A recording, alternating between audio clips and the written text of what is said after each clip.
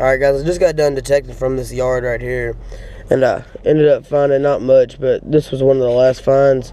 I meant to get it on video, but I forgot to do it. And after doing research, it's kind of all corroded. It's aluminum. I thought it was a token, but whoops, we ended up thinking it's a dog tag from probably World War I or before. Looks on up towards the middle, you can see NNEY, which probably is not the complete name. We're thinking right over here by my pointer finger is KI for Kenny. And it's got writing across it. Then it's got the number on this side and US. I'm sure A would have been over here. Besides that, we found this cool little lock. It's corroded at the top, but the body of it's still in good shape. And then these pieces here, excuse me guys, you can see right there it's got where they latch together. So I'm not sure exactly what it is, so I gotta clean them up still. But you can see this other one here that was found in a different spot a few feet away. And then finally this part here, I'm not sure what it is. You can see it's broken down here at the bottom, but it's got some ornate looking work on it, so I'll have to clean that up when we get home. I should be back at this site soon. I'm not sure when, but if we do, you'll see this in the next clip, guys. Alright guys, I'm at that same house I showed y'all yesterday, where I found that dog tag. We're trying to do some more research on it, figure out more information on the person. And then right here, I was working in the side yard. That dog tag was right behind this tree. And right here, I looked down, I saw some darker soil. You can see some more right there. So I knew it was either going to be there or there. And when I put the pinpointer down there, I heard it. Took my hand, scraped some of the dirt, and I saw a coin. I picked it up, just wiped it back to see if I could tell what it was, if it was worth filming.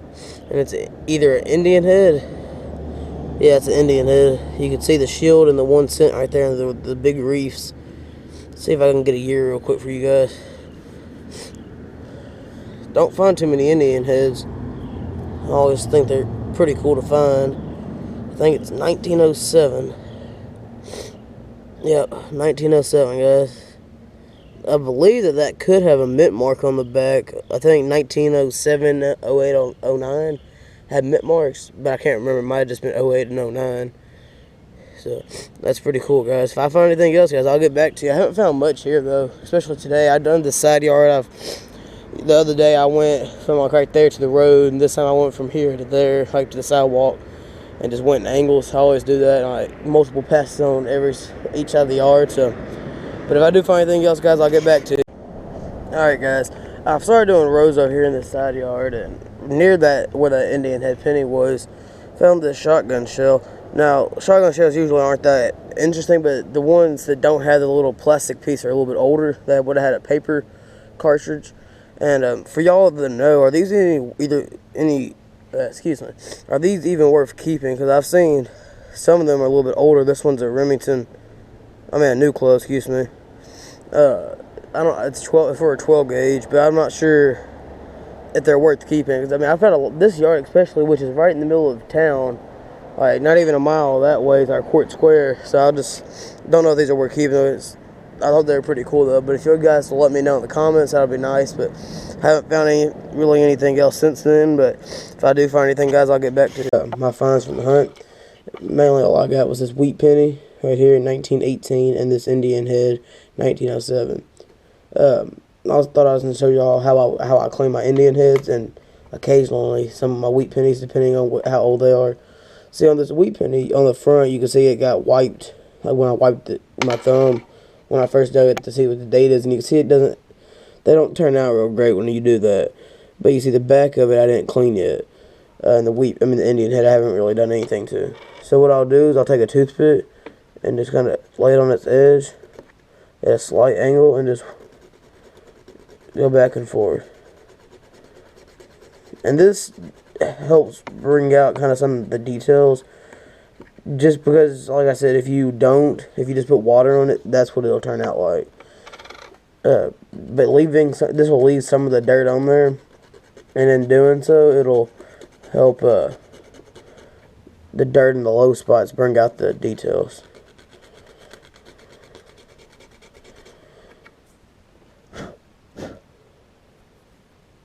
So I'll do some more of this right here.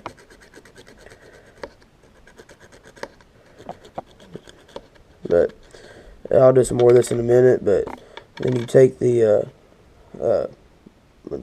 wheat penny and do the same thing. This one you'll be able to tell more of a difference because it's was completely covered in dirt. Sorry for the noise in the background, guys.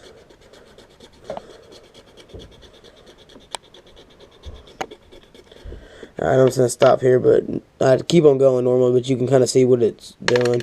If I were just to put water on it, either all that dirt wouldn't come off right, or it will look like this side. So, let me do a little bit more right here. You can see the wheat ears.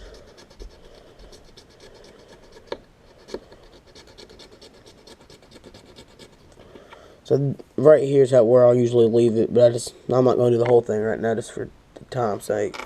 Now I thought I'd show you guys these coins I got this weekend we're off of school right now, and it's December 23rd, and while I was out hunting it was about 50 something degrees, so that tells you the weather in the south. So we had a little Christmas gathering with my family on my mom's side, and we gave out some gifts, and these are some of the ones I got. You can see I got an 1868 2-cent coin, an 1867 2-cent, and an 1870 3-cent nickel. The 3-cent nickels, they had ones like that, and they had some that were made out of silver, and they call these the nickels because they were made out of nickel. But I thought those were pretty cool. Here are the backs of them. See, a lot of people find it the 2 cents, but most people, for some reason, find the 3-cent silvers rather than the 3-cent nickels. I don't know why.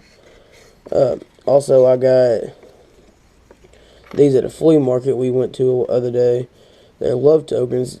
A lot of people back in the day would take the token and kind of clear the one side, and then they would inscribe their initials, like their girlfriend or wife or something, onto it. And you can see, like, this one right here has got the initials HT and an M. And then this one I'm not sure about. I'm thinking that it's like an L right here, then an and sign, and then a C. I'm not sure, but this one, you can see it's a Canadian coin. After doing research on this coin, I think it's for either the date when they made them was about 1870 to 1901.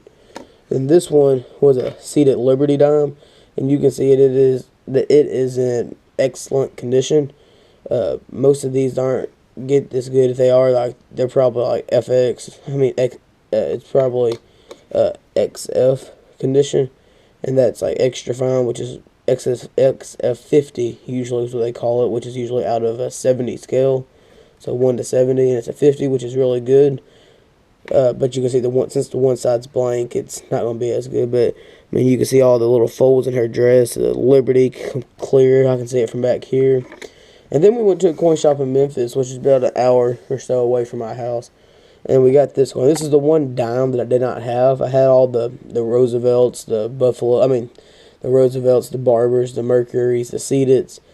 But this is the one that I didn't have, the cap bust. I always thought these were neat, and I just think they're really cool looking. But this one's at 1833, and it's decent shape. You can see Liberty completely. And then you got the eagle on the back with the 10 cents. I just think these are cool looking coins, and that they're just usually expensive. But as you can see, if you look on the front, you can see where it says I paid $50 for it, which is right.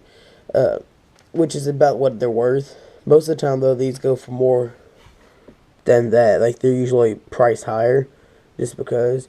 But real quick, guys, I'm going to go get that dog tag that I found in the very first clip, and I'll show you guys some more information on that. I'll be back.